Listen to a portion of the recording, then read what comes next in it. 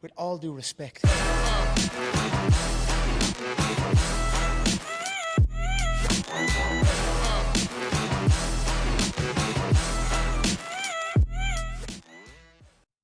Hey, we're Josh Ortegon and Greg Gaines, and this is With All Due Respect, the show where we keep it real about health, fitness, and performance.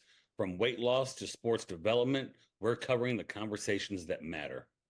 Follow us on Instagram at Phnm Fitness, PHNM Fitness, and visit www.phenomfit.com to check out our training programs, coaching, and gear built for real results. Let's get into it. All right, so I'm done doing the intro. I feel like we've had enough episodes now that I don't even know where we're at.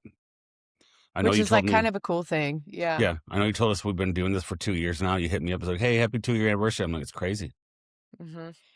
And we're in the 90s, mid 90s. We're coming up on episode 100. Mm-hmm. And we've covered tons of topic. I think today's topic, I actually wrote a little intro. Great. I wrote it on my phone. Here's the problem. My glasses are across and I can't read them. I can't see anymore. I like looking at this. I wrote a little intro just to but like, I'm just going to wing it. My eyesight is so bad. Do you know how to increase the text size on your phone? Can't do it. I don't want to. I see old people do that. You are old. I know. It's horrible. I can't see. Well, if you're in your notes app, just take it from like, you don't have to do I'm just going to hold it I'm just going to hold it far away. That's fine. But you could totally just do like, make it a heading font instead of a body font. And you're the only one that's going to see that right now. And if you're really concerned about it, get a privacy screen. I don't care. People read my text. I rolled into jiu-jitsu a couple days ago, and a buddy of mine rolled in. I had glasses. He had glasses on. He goes, "You too?" I'm like, "Yeah, bro. Like, it's bad." Mm-hmm. I told you before we went live, I found my first gray. Turn 30 next week. I got a little 30. Gray. Well, and I'm like trying to figure out if it's paint, because it could be paint, but I think it's gray because I've washed my hair a few times. So I think I have my first gray. We're celebrating oldness.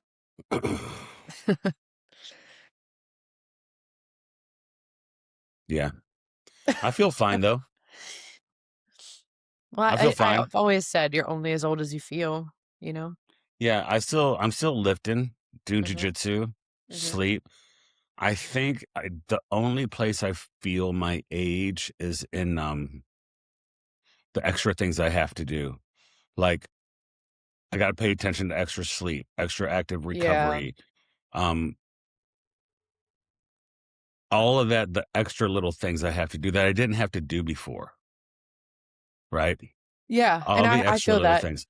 Totally. Yeah. Like, my body definitely has a ceiling now. Like, before I could definitely work out like 6 days a week and be great. Yeah. And I think now it's more like you're going on 4. 4 is good. Yeah. 5 occasionally.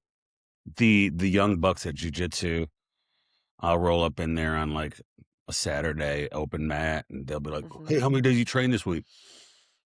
Because they all think because you're pretty decent that you trained a lot. Yeah. And I'm like, this is my 3rd day. Like, I've been here every day. This is day 6. I'm like, bro, I'd be in the hospital. Yeah. If I trained 6 days a week at jiu-jitsu, like, I would be. Where I feel it the most is my adrenaline. Mm-hmm. You ever go live sometimes and you're just like, I just ain't got it. No, it's 100% a nervous system thing more than anything. Like, I've gotten to the place in my personal recovery where I know how to take care of myself when I'm sore or not sleeping well. It is 100% a nervous system thing. And I can tell some days when I get up where I'm like, I need light movement today, or else my nervous system is going to go into overdrive. Yeah. Mm-hmm. What happens when I overtrain jiu-jitsu is I roll up in there. We'll drill. We'll do our stuff. It comes down to like live sparring, live jiu-jitsu where people want to roll. And I have these purple belts that are like 25 years old that just hunt me down. Mm-hmm. Flat. Hold up. Bill, come here. I have this. Oh my gosh. There's a group of purple belts that are like mid-20s, late 20s. They're big, strong, fast athletes. And they walk me down during time for jiu-jitsu. They just walk me down staring at me because I'm like the older black belt. I can still kind of go when I need to, and it's just like they all want some. They're like, oh, and those guys are murderers. They're really good. Most of them compete. And what'll happen if my adrenaline is down and I'll just sit on my butt, let them do what they want, just like roll over and take it mentality. Yeah. And my heart rate doesn't even go up. I'm just like keeping them off me. I'm like, oh, it's over. And I'm like, thank you very much. I just don't got it. Like, wham, bam, thanks. Yeah. You know, a couple days ago, I rolled with this dude. He's really good. And I mean, he crushed me and just passing me. And we got in some funny spots, and he got up and he literally tapped me on the shoulder. He's like, yeah, that was fun. And I was laying there in the corner, like almost wanting to vomit. And I'm like, yeah, real fun. Thanks. Yeah, right. I'm old. Yeah. But let's roll into what we're discussing. I love the topic today. We're talking. Yeah. We can just tell people where it came from the TikTok, the roundtable. Yeah. I think it's a Jubilee production. Yeah. With Jillian Michaels on body positivity. And she made a few claims. And like I told you before, I did not get to watch the full thing through before we jumped on this morning, but I watched about half of it. And I think it's always a very interesting conversation. And I didn't even think of it in the same scopes that she did, of not only like the message that, you know, we always think about it, just the message of obesity and being overweight, and not always about, you know, she talked about these large food companies jumping in on the body positive movement, kind of taking over that vocabulary and their slogans and their sayings, and kind of using it to their benefit within large food. So yeah, I'm excited to talk about it. When I think of body positivity, sometimes I think about how like all of a sudden like Calvin Klein and even like Victoria's Secret was just like putting the whole overweight non-binary people in bikinis. And she made a lot of really good points in her Jubilee. Which I've watched some of those Jubilees. They get a little.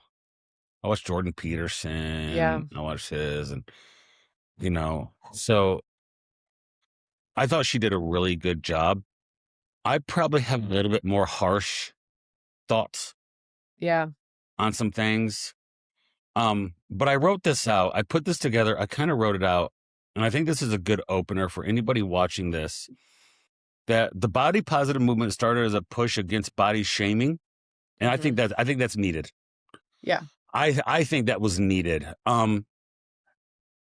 Everybody deserves to be on an equal level of integrity. You deserve respect and integrity. Yes. Right? Demeaning people for any reason whatsoever, for anything, is disgusting to me. Right? It's up there with bullying. Right? I don't like bullies. I want to bully bullies. Yeah, right. Exactly. Yeah, I've said that before. I've been in environments even recently where people are bullies, and I'm like, "Oh, you're a bully. Well, now I'm the bully. Now you're." Well, yeah, we know I'm like you. I'm a friend defender. Yeah, we know that stems from like the highest insecurity. So I'm like, whenever you have something mean to say about somebody, I'm like, it's just a reflection of how shitty you feel about yourself. So most people deserve respect. People deserve respect, no matter where they are. Yep.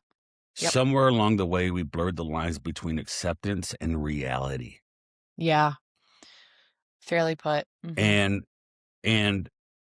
we went from, you know, you're more than just your body. You hear that? You're more than just your BMI, right? You're not your identity. If we've learned anything from this podcast, your identity is not your, you know, you ever seen Fight Club? You are not your job. Yeah. You are not your body, right? And it's not a prison. We went from you're more than your body to your body doesn't need to change even when health is clearly a factor. I think what was so hard for me to watch about that whole roundtable is like just the total deflection when any fact was brought up or any study or any trial was brought up of like, no, being in an overweight body has effects on your health and you are at risk for a lot of disease later in life when you are overweight. All-cause mortality. Yes. And so it was very hard for me to like listen to people say, oh, I don't agree with that. You're like, it doesn't matter if you agree with it or not. It's a fact. It's proven. And it made me want to like pull my hair out a little bit, because that's where I think feelings get involved, right? Totally. Emotion gets involved. Totally. There is a downfall of empathy. I'm sorry. I texted that to you yesterday. There is a downfall of empathy, right? You know, we can be so empathetic. With that, you sent me something yesterday. We can be so empathetic that your brain falls out, right? That's a famous quote. Don't be, I think Mark Twain maybe said, don't be so open-minded that your brain falls out, right? And we're not about shaming anybody, right? This is about health, performance. I do think health is a high-level form of self-respect. And it's about reality, right? But I want people who watch this know that we all you should treat people with equal respect. And people just should have treated like they have integrity, right? You know, the fastest way to, and this is across time, the fastest way to oppress a population is to take away their human being side. Right. To dehumanize them. Right. Right. But yeah, there are facts that, you know, we've heard Allison say there's beauty at every size, but there's not health at every size. Right. Right. You can be a beautiful person. Well, and you know, Jillian Michaels made the point too that this is a very like multifactorial issue. And I think that health in itself is multifactorial. Like you might feel mentally healthy, but are you physically healthy? You might feel physically healthy, but are you mentally healthy? And I think that's where we start to kind of blur that line with health at any size. As I feel great, I feel fine. I'm the nicest to myself I've ever been, but I still exist in an overweight body. And I'm kind of just choosing to not think about that, because now the body positivity movement has told me it's okay. Well, they've also told you there's nothing you can do about it, which GLP-1s have proven. Yeah. like most of them don't want to be overweight, right? There's a difference between accepting who you are and accepting where you're at, and then trying to promote that as optimal. Being overweight is not optimal. Now, people will always go back to people who are the outliers, who have a really high BMI, but their cholesterol is fine, their blood pressure is fine, resting heart rate's fine, they do a stress test, it's fine. All their blood markers are fine. That's an outlier, right? That you throw away the top and bottom 10 to 15%, and you look at the average person. If you're overweight, there is multiple issues you're dealing with. Totally. You know? And I would say that most people may have those markers that read fine, but how do your joints feel? You know, do you feel like you have the ability to carry around your weight on a day-to-day basis? Can you complete regular tasks on a day-to-day basis? Like, can you go to your mailbox without having to stop? Can you walk up and down your work stairs without having to stop? There are so many different things, again, multifactorial here, that prove your health.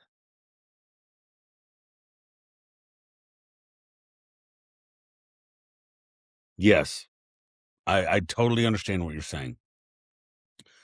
But there's just a large amount of people that just think if their blood work's fine, that they're fine. Right. Right. That it doesn't matter if I can walk a mile or not. My blood work's fine. What I saw in that Jubilee was a lot of people who I could honestly look and watch that and say, no, they're not happy where they're at. They're not. You can tell they're frustrated with where they're at. They've just exhausted every ability to try to change. They can't get it done. So they've had to accept where they're at. Now they're saying it's just who I am. And you have to understand, you have to respect that. And I should not be, you know, and they're right. They should not be discriminated against because of it. Right? Correct. Mm-hmm. But here's the honest part. Okay. I'm going to give everybody an example. And this is harsh. 2 people walk into a job interview. Same resume. Mm-hmm. Same experience. Same everything. One guy barely fits in his suit is popping out and the buttons are coming off.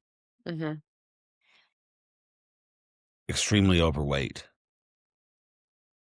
The other person is in shape, takes care of themselves. You can tell the lifestyle is there.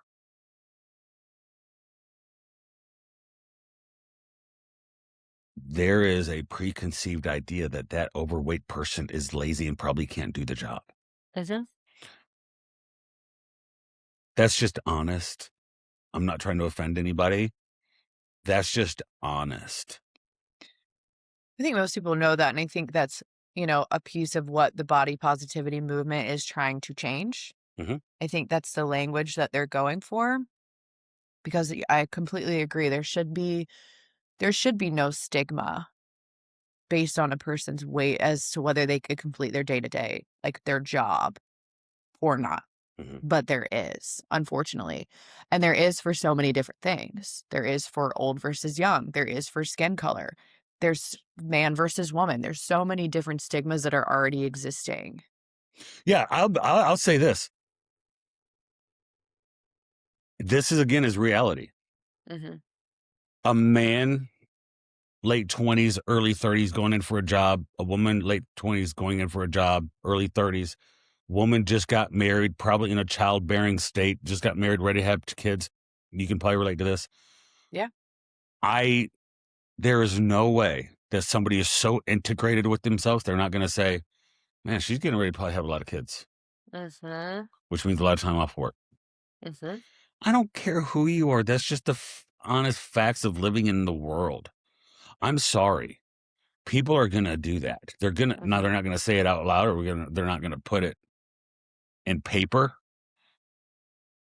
That's just the fact. Mm-hmm. That is just the fact. One place I struggle with is I live in the world around athletes. I really have a hard time with big fat coaches talking to kids about accountability and responsibility and doing the hard things. Mm-hmm. I really have a hard time when a big fat coach goes on a rant about kids these days and accountability and responsibility and hard work and discipline and effort. I'm like, hey, I want to call them names. Okay. And be like, hey, they're just looking at you. You're not the picture perfect sign of self-control. Mm-hmm. Right? That bothers me. That is a hypocrite. Mm-hmm. And those are the people I see and be like, man, you'd struggle in the real world. You must really love having the power and dominance over young kids because you get to be big, bad, tough coach when you look horrible. Right? And you're talking to kids about discipline and hard work. Those are the ones that also say, well, back in my day, I did it. Well, you could quit. Now you look horrible. And right. You're not showing anything. I think one possible thing we talk about too is the idea of like your emotions and your feelings aren't going to lower your cholesterol. Right. Right. Your feelings aren't going to lower your A1Cs. Right. Your feelings aren't going to give you better blood pressure. Well, I mean, our feelings aren't going to change science. Like, I'm sorry that you don't love to eat in a calorie deficit. I don't think anyone really loves to eat in a calorie deficit. But it's not going to change the fact that that's how you lose weight. I had somebody yesterday say, hey, I know these are my calorie numbers, but what do I do on the days I'm really hungry? Okay. Find foods to fill you that fit in your calories. I go, I don't understand your question. Right. Well, and she's been tracking 45 days in a row. She's doing great. Good. She goes, I mean, is there any kind of leeway on these days that I'm just really hungry? Like, no, you're just Yeah. hungry. Keep You're celery in the house. you're just hungry. Yeah. Like, and then and I can be brutal with this one. I was like, yeah, it's just a feeling. You're hungry. Yeah, So well, you what? know, that's another thing, though. That's another thing. Not enough people embrace the shit and embrace the suck. Yeah, it sucks. Peop Well, it's the price People you pay. want it to be easy. She wants to be lean.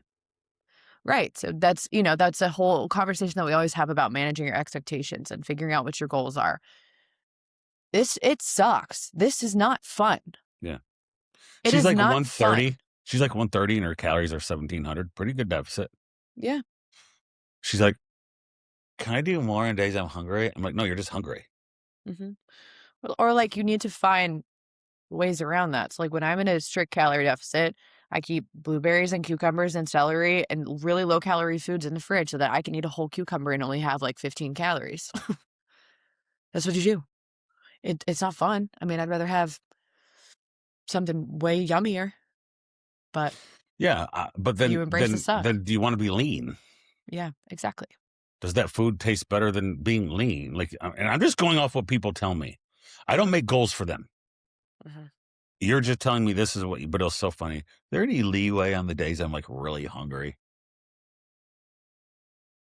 And I'm like, What's really hungry? what's your question? Are you bored or are you Yeah, hungry? your question. That's what I want to be like. I don't know what do you mean? Yeah. Right. No, but Then again, it's you've said this before.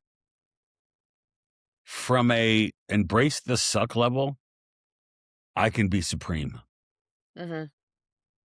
Now, I have historically borderlined the point of self-punishment, Mhm. but like I loved in a diet getting to the point that I know most people would quit and being like, "Ugh, I ain't quitting. Mhm. I'll chew through steel. Doesn't bother me." Right. But that's the feeling side of it. We've blurred the lines between rare exceptions and general truths. Mhm. That goes back to the healthy at any size movement. Right. Right. In reality, a high body fat percentage is not good for you, No. right? No. I think they know that, to be honest with you. Of I course they think they know know that. that. I think what you have are obese people. And did you see in that Jubilee, they fat bodied.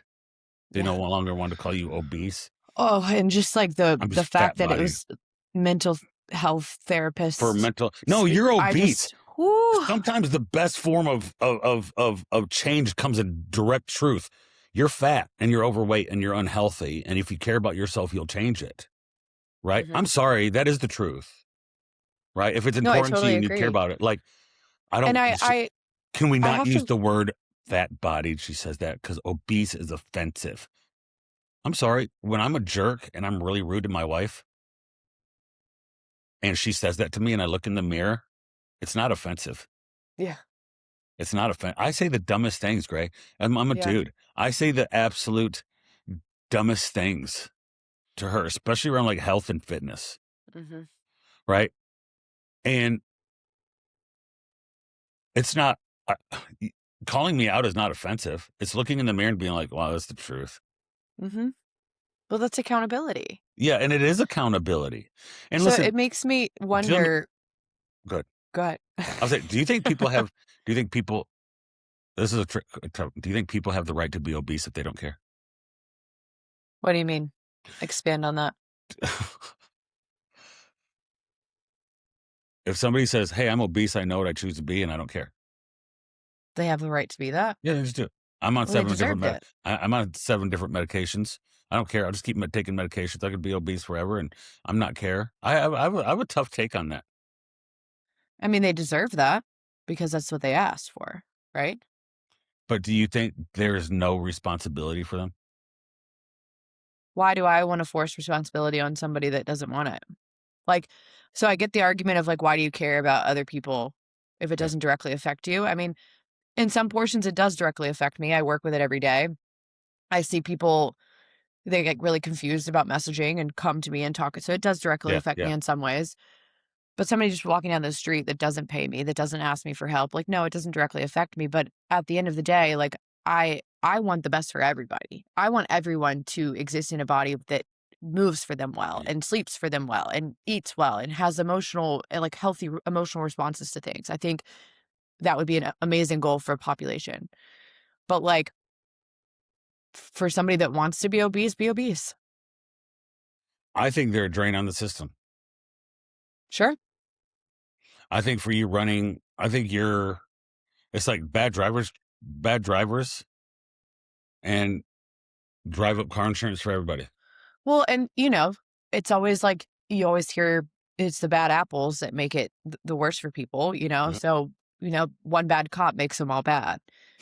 One obese person Yeah, that wants to okay. be I obese makes understand. them all lazy, Yeah, So okay. I can that sucks. follow that logic, That really, right? I mean, it sucks because I do think there's a large population of people that are overweight that are really trying to not be overweight. We've But seen it it. does make We've me se wonder, we've seen it, right? people that sat at that table that are overweight, how hard did you actually try? And I don't want that to sound offensive because I do believe when you put forth effort, I commend any effort. I want you to put forth effort, and I know it's hard. But how hard did you actually try? How intensely did you actually train? How many times did you track your food over and over again? Because if you tell me a week or a month, like, I'm sorry, that's not enough. It's not You enough. hear devil's advocate. You don't know the environment I grew up in. Had an eating Mhm. disorder. We never had good food around my house. Both my parents smoked and were overweight. Mhm. I was just not put into the environment that made it possible for me to be healthy, and now I'm stuck with this. So I fall back on Reagan's conversation of not settling for mediocrity. Sure, you were dealt a really bad hand, and I personally can't relate to that, so I'm not gonna pretend like I can. But at the same time, like, you have the power to make your own choices. You have the same access I do. You're To a choosing certain extent. people have the same access to information that I do. People have the same access to gym Information, memberships. yes. People have the same access to memberships. You can listen, ChatGPT put together a daily meal plan for 2,000 calories a day. People have the same access. They don't have access to the same outcome.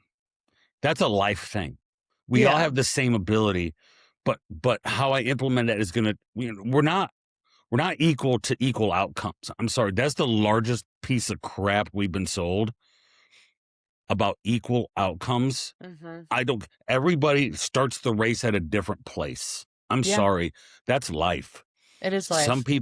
people, there are people that, you heard the quote that were born on third base with money, Mhm. health,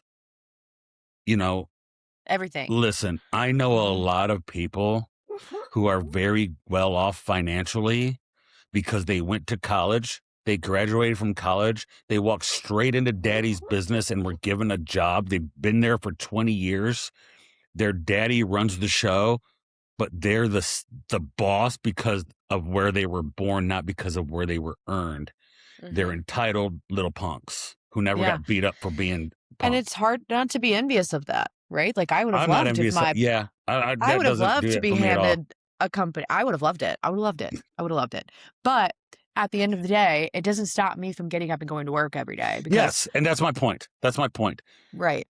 Everybody, because I've seen enough people. I saw Erica dude, she gets me emotional. Strap her boots on and lose 140, 160, 170 pounds.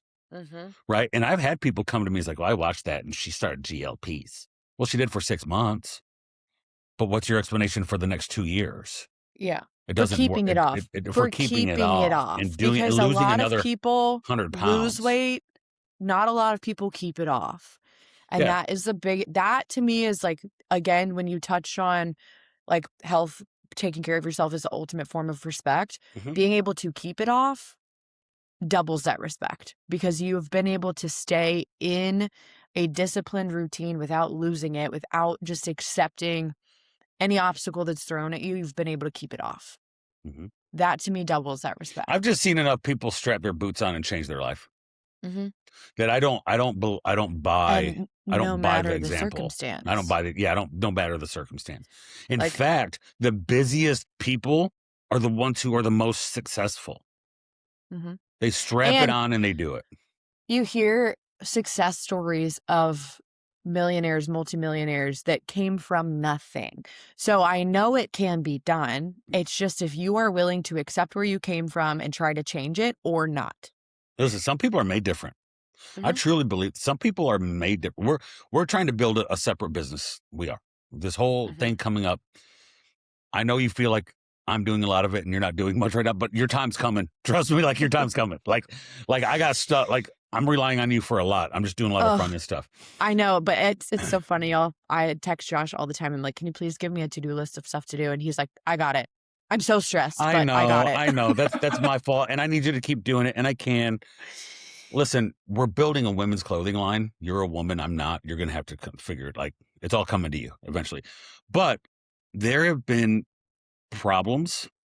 Mhm. There have been like things that I didn't expect to happen. There have Mhm. been delays. There's a war in the Middle East right now that's delaying everything by 3 months. Mhm. There are things that get in the way, and I have to tell myself it wouldn't be rewarding if it was easy. And that pertains to these people, Mhm. right? I hear people say all the time, oh, getting these abs are hard. Well, there's a reason abs are a premium Mhm. because they're really hard They're to really get. hard. They're really hard to get. So they're a premium. If they were easy, nobody would want them, Right. right? Right.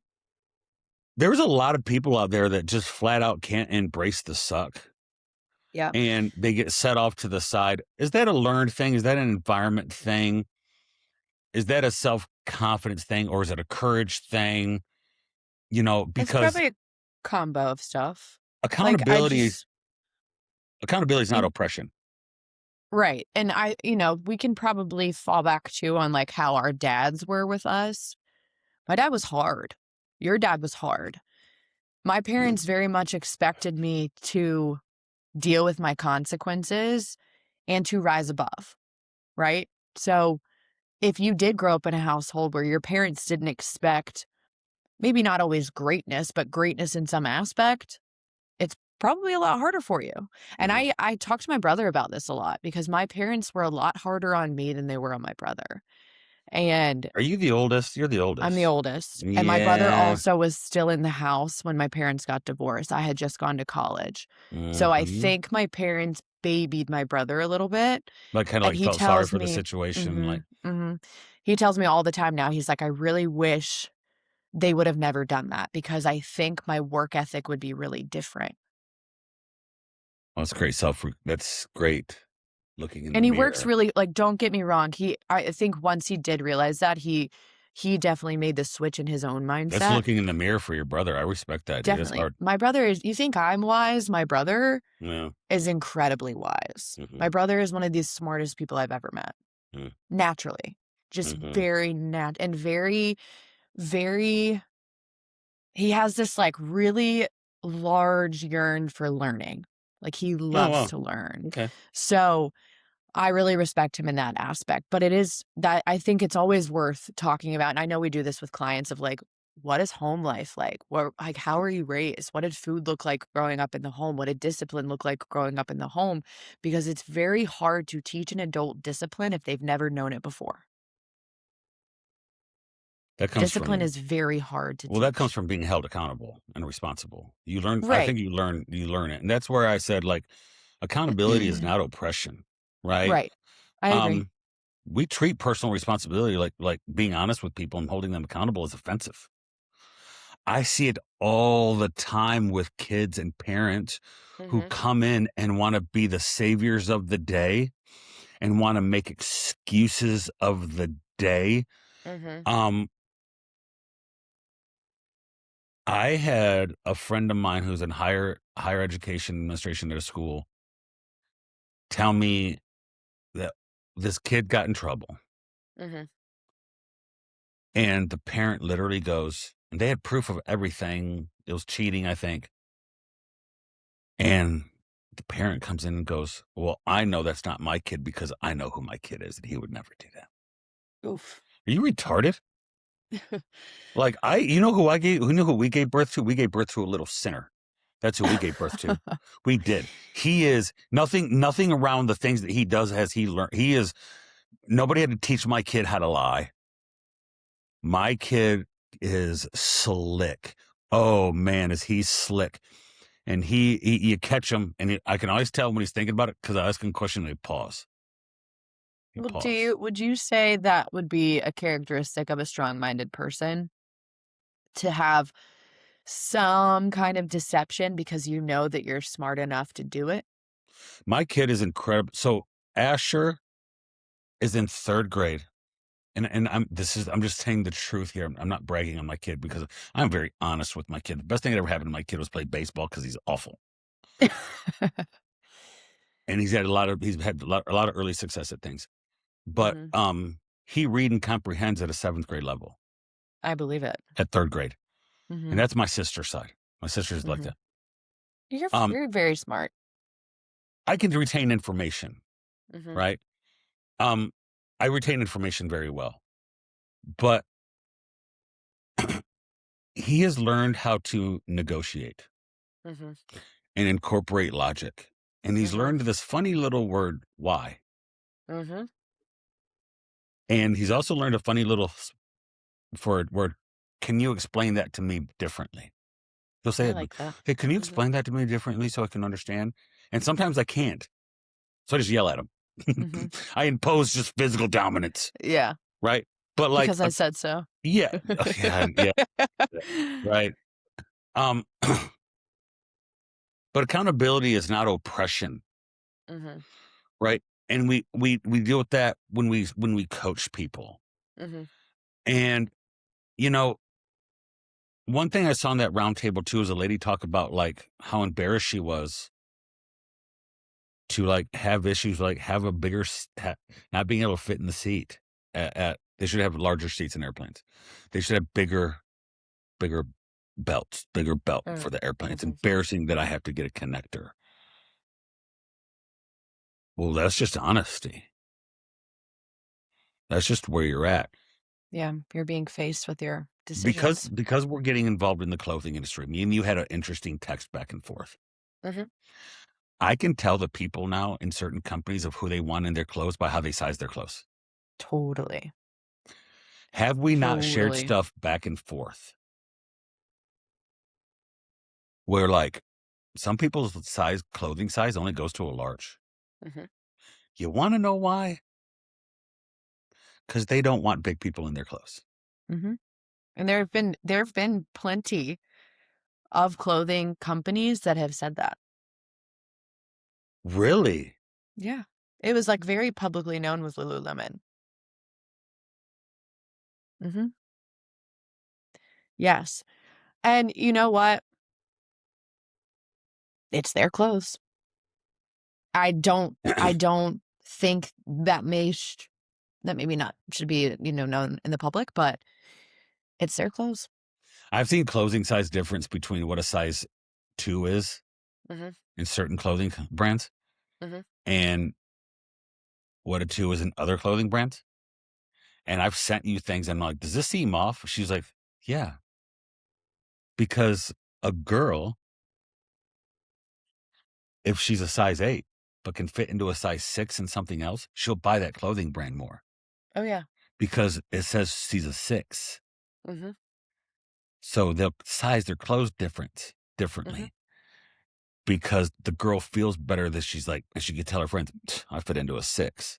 And dude, because I've seen sizing charts and I put sizing charts side by side at 2 a.m. and looked at things and went, I'm learning a lot about the clothing industry right now. There is like compression shorts. Oh, they do that all the time in like compression stuff. They change the sizing.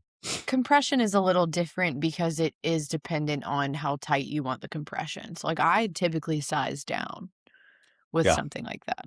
But especially if you lift and you run and you move and you support your support. Welcome to women's clothing. Welcome to women's clothing. Like it is it is a tough spot and you go on something like, I love Zara personally. Like, I think Zara is a great, just like middle of the road brand. But here's the problem. Believe it or not, Spain. Here's the Spanish problem. owned. You can get a pair of jeans. I typically wear a 26. I can get a size 26 in jeans and then order a different pair of jeans in a 26, and they're too small. And Zara has a weird sizing with their pants. Like, just, you can get some pairs I'm a 28, some pairs I'm a 24. Like, it's all over the place. And that's why women's clothing can be really hard, because it's not consistent. So consistency is very much key. Unless we like make it known, hey, this is a tighter fit, make sure you size appropriately. So I've been talking to manufacturers and we've gone back and forth. I've seen their sizing charts, my sizing charts, things like that. And I said, well, your sizing chart is different. My sizing chart is this. They go, oh, well, just call the small a medium and the medium something else. Yeah. Like, no, I can't. I'm very picky about the stuff we launch, that what you buy in a size small in something is a size small here as well. Yeah. But I'm realizing, remember how you said, like, what did you say? You're small in compression, but like in running shorts, you'll buy medium? Yeah, because it's too tight around my butt for a small. Well, you have a butt. Time. Yeah. Correct. So, but that's why it's hard, because men don't often have to think about that. Like, you're generally the same size and everything. And then maybe some shirts. I would say shirts are kind of hard for guys sometimes, because sometimes if it's a wider fit, maybe you're a large. If it's a narrower fit, maybe you're a medium. You know, oversized box cut tee. Yeah. We got going on with dudes. Yeah. So that can be a little tough, but for women in general, it is very tough. And another thing with Lulu is, like, in some sports bras, I'm a 4. When it's more full coverage, I'm a 4. And then in some, I'm a 6. But then eventually the 6 is too big. Like, it can just be a really tough space to be in for women's bodies. Well, now imagine if you're overweight and you're going to start working out, you can just buy off Amazon. Well, I always, like, when I start with a new client, they're like, starting to lose weight and stuff, I'm like, get the in-betweens for right now, because you're going to continue to lose weight. I want to get you there. So don't spend a ton of money on anything. Like, Amazon has great dupes. You'll feel a lot better about spending $40 on a pair of leggings than $120. So I got a statement for you. Let's do it. Do you think that the body positive or fat shaming or this whole movement, do you think it prioritizes short-term emotional comfort over long-term physical health? Yes. Do you think people want to be just that day they want to be comforted? And you know what? If the body positivity movement brought you comfort and that comfort invoked change, I'm very happy for you. Does comfort ever invoke change, though? So I really did want to touch on this, on the comfort versus shame talk too, because I think that was really important. But yes, I sometimes do think in some people's minds, they get to a place of comfort where they can accept the fact of, like, where they are, and that can encourage them to go and change. I do think in some cases that does happen, because I do think there are people that do not deal with shame very well. And I think comfort might be the answer. Like, I have a client, and her husband has not been dealing with, like, or not been taking care of himself very well, and he doesn't deal with shame very well. So we've been chatting about ways to get him involved in stuff that feels fun to get back into fitness, because he's had a really difficult road with it.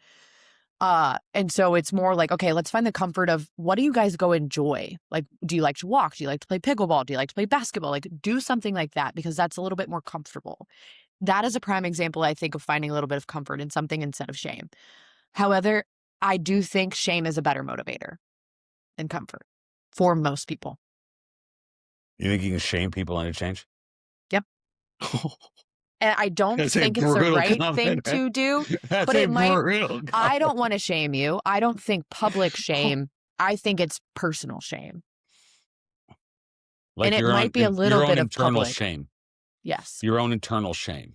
I think shame is an incredible motivator. Brutal. Boy, it that's is brutal, but that's the truth. That's an angle. It's the truth in so many cases, because, like, a lot of the time, being light with yourself does not get you very far. And we say all the time, it is the people that hit absolute rock bottom that come to us and change the most because they have gotten to a place that is so low that they're like, I don't see another way. And I hate that. I really do. So don't get it twisted. Like, I don't want you to feel shamed. I don't want you to hit rock bottom. I would love for you to start before you hit rock bottom. But unfortunately, that's what it takes for a lot of people. Well, shoot, hey, go to like a Narcotics Anonymous meeting or an Alcoholics Anonymous meeting. You'll find a lot of people that say, when I hit rock bottom, I thought I was at rock bottom, but I wasn't because I didn't stop. So I had to eventually find a different rock bottom. The rock bottom is so different. Some people, it might be like that first DUI. Yeah. For some people, it's, I lost my job and my family and now I'm living on the street. Mm-hmm. Right?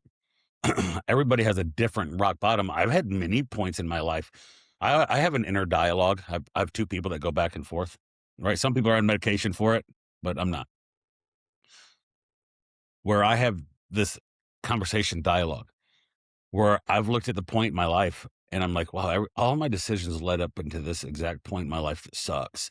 And I have the inner dialogue that goes, well, guess whose fault that is? Sure. Yeah. Mm-hmm. And I was told, I had somebody tell me one time, you need to stop looking at personal accountability as like blaming and more as a blessing. Mm-hmm. Because if it is your fault that you're at this situation, then you have all the power to get out of it. If you're not there because of somebody else and it's only because of you, then you don't have to rely on anybody else to change it. Mm-hmm. It's all on you. And that should be that should be encouraging to you. Mm-hmm. Right? And to touch on that too, with the public shame piece of things, I know this is really hard as well, but you cannot let other people get to you. You can't. You can't. Like, well, Erica said, incredibly thick skin. Right. Is what this game takes. But, people in this conversation with Jillian Michaels were talking about what other people say and how doctors made them feel. And I do agree that you should not be a doctor if you are shaming your patient in no way, shape, or form.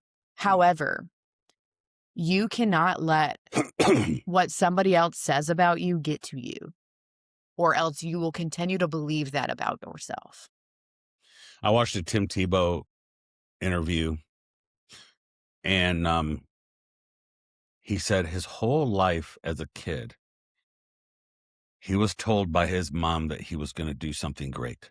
Mm-hmm. Over and over and over and over again. It was a message from his mom that was constantly, you were born to do, Tim Tebow wasn't supposed to be born. Yeah, like I saw there's that. a reason Mm-hmm. he was supposed to like the baby, he was supposed to be born not alive, or something was wrong with him or something. And his mom was like, well, there's a reason you went through this and you were born because you're going to do something great. Mm-hmm. And he's like, man, when you're told that so many times, you start to believe it.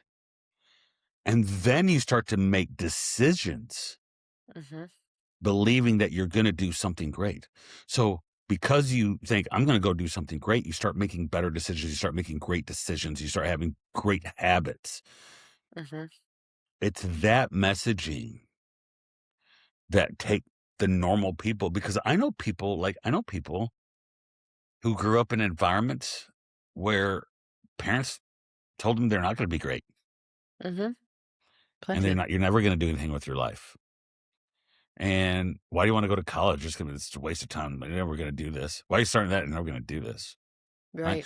I tell people all the time, if you're going to go do something great, you better not sit back and try to rely on your friends and family to encourage you. It's just not going to happen. I don't tell a lot of friends and family about anything that I'm doing. Because you also have to. Rachel didn't know what we were doing for like the first 3 months of building this. She goes, why didn't you ever say anything? I said, I don't know. I guess because like it didn't matter. I don't. Well, I also think that it's really hard for other people to cheer on someone else's success.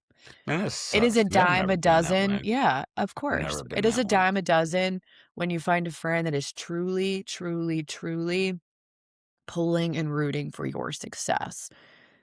And I'm very fortunate to have a lot of those in my circle, but it's not a lot of people that you come across that like absolutely wholeheartedly root for every piece of your success.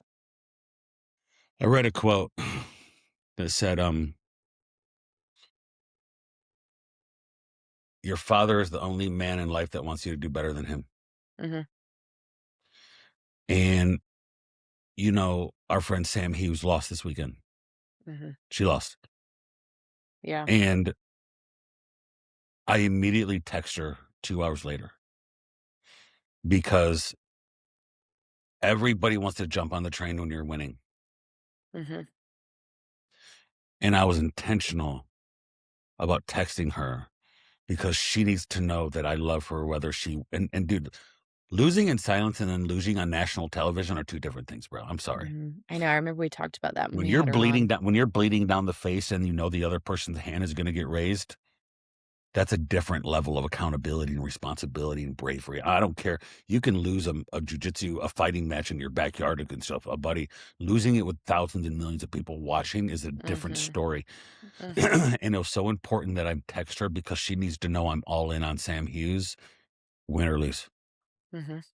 People need to know that, right? Mhm. There are secret people that are close to people that are rooting for you to lose. I don't care if you're trying to lose weight. There are people that are secretly around you that want you to fail. They Yeah. want you to gain the weight back. That inspires me and motivates me more than anything. Anything in life motivates me stronger than anything is that. Mhm. Listen, I remember when we wrote our book and we published it. Rachel was like, "Hey, has anybody said anything about your book to you?" I said, "No, because I don't need it. I don't need them to." Mhm. Me neither. Yep. They're like, she even said it about work. Has anybody said anything to you? I said, one person Mhm. said something about it. She goes, "Why is that?" She goes, "Because the people around me secretly want you to fail, Rachel. Mhm. They don't like that. It's uncomfortable because it makes them look in the mirror and say, what am I doing with my life?" Right. Right. And they do not like. So if you're out there and you're on a diet, you need to realize the fact that some people want you to not be. Some people like you better fat. Erica said it. Yeah. I was the funny fat girl. Yeah. And people around me, she goes, I had a whole new set of friends at 60 pounds, weight loss, Mhm. because it made Mhm. people feel uncomfortable, right? Mhm. When you do things like write a book, start a podcast, stick to it. You know how many friends I know that in our last 2 years have started podcasts and quit? You know how many people started shows like this and quit? You do a really good job keeping us accountable on this. We got to record 2 shows this weekend. I love it. It makes me excited. It goes, yeah, you're right, because we do. That's accountability for me. You know how many It's people very motivating for me I am to do it. highly motivated by, because I see people that started it, or people came to me and be like, "Hey, I saw you started a podcast. I'm going to start one." They did 3 episodes and never hear from them. Mhm. Right? If somebody called me right now and it's like, "Hey, I want to start a clothing line. Can you help me?" I said, "I will give you all my measurements and all my manufacturers right now." Yeah. Well, You want to and know? that's You want to know why? Because I know that's only 2% of it. Mhm. Right? If people said, "I want to start an athlete training center or a gym business, or I want to start coaching people online. Here's how we do it. Here's everything about it. I'll give you the 30-day accountability. I'll give you everything we do." You want to know why? Because actually implementing it over time when it sucks and nobody's saying yes, most people can't get past that. and I think that's why we partner well together. It's because I don't think either one of us wants to be known as the team that started something and didn't finish Quit. it. Nothing disgusting more to me than a quitter. Mhm. Now you can reframe and you can pivot, right? Sure. You're And some pivoting. ideas don't work out. Yeah, some idea. Mhm. You've been awesome. You've always said, "Nah, let's just do it. If it doesn't work, we'll do something else." And I'm like, like, I love it when you say that. Like when we did our 6 and 8 week challenges, at the end of it, we're like, I don't want to be the challenge person. Those people suck. Mhm. And you're Yeah. like, let's quit. I'm like, yeah, we didn't quit. We just reshaped how we did things. Yeah. There is nothing worse to me than a quitter, because when you quit, you're not just quitting on yourself, you're quitting on other people. And most people quit out of comfort. Very passionate Mhm. about this. Most people quit out of comfort. And when you quit on yourself, you're also quitting on other people who are relying on you. That Yeah. pisses me off. And you know why most people do it? Because they use words like deserve. Mm. They use words like comfort. I'm Well, sorry, that's you've where been comfort dealt gets what you it into is. trouble. Yeah. Mhm. A good friend of mine who's a football coach asked me yesterday, he goes, if you had to go to an environment to rebuild, could you do it? I go, hell yeah, I could. They're like, even as we get older, that has nothing to do with age. I'm a killer. I'm a murderer. Like I'm a throat cutter. I'm an absolute cut the head off. If we were in medieval times, I would have an axe at top of the hill, waiting to roll down on everybody in the building and cut their heads off. That's just me. So, and I would take the king, I would kill him. I'd take his head. I'd put it on a stake. I'd light it on fire to make everybody in the villages around us beware that there's a new role. That's just who I am. I'm an absolute psychopath. I've just found healthy ways to implement it, right? If it was cocaine, I'd be the best cocaine user in the world, right? I've gone down horrible routes in life, right? I've gone down horrible lights. We've had conversations. We've gone down horrible paths where you're just like, I don't know what I was thinking there. But you reframe that kind of drive and put it into something positive, and that turns you into a psychopathic killer that some people don't just have the edge to do it. They don't have it. They're quitters. Well, I can't tell you, especially in this environment where my other life is around kids. If you're a quitter and you quit on kids, you suck. You deserve to be excommunicated. Gone. I can't stand it. Executed. Fine. We can do it too. We can pull you out in the street. Yeah, I still believe like child molesters, take them on the street. People who steal, cut off their hands, bro. Like, listen, we don't have enough accountability and punishment because everybody, they can do anything now. Just realize they can just get off on a little bit of slap on the hand. Listen, Listen, the best jujitsu culture I've ever been involved with, the jujitsu culture where discipline was taken on the mats. If you roll inappropriate with a female, guess what? Some big male dominant monkey in the corner beat the shit out of you for 3 days in a row, right? Yeah. If you rolled inappropriate with a new person, rolled inappropriate with a kid, you did things that were inappropriate. I had a situation 3 weeks ago at a gym that of people that I love and respect, where somebody was inappropriate and I threatened to break his arm off and beat him with it in the corner because he didn't have accountability. He's been able to act this way in the jiu-jitsu environment that he was not held accountable, and I held him accountable for how he acted and rolled with other people. And I told him, I said, I'll break it. I want to break his arm. I was going to break his arm and beat him with it. And I stopped myself. But we don't have accountability. If I rolled like that in environments I grew up in and did jujitsu like against a female or did things inappropriate in jujitsu or tried to hurt somebody inappropriate, the people around me would beat the brakes out of me, and I would line up.